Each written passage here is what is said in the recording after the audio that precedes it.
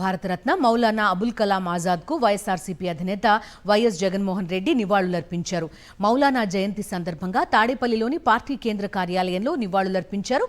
స్వాతంత్ర్య సమరయోధుడిగా, తొలి విద్యాశాఖ మంత్రిగా దేశానికి మౌలానా అబుల్ కలాం ఆజాద్ అందించిన సేవలు అజరామరమని కొనియాడారు.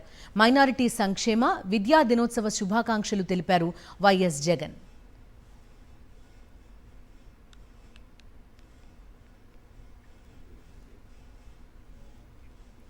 భారతరత్న మౌలానా అబుల్ కలాం ఆజాద్కు వైఎస్ఆర్సీపీ అధినేత వైఎస్ జగన్మోహన్ రెడ్డి నివాళులర్పించారు.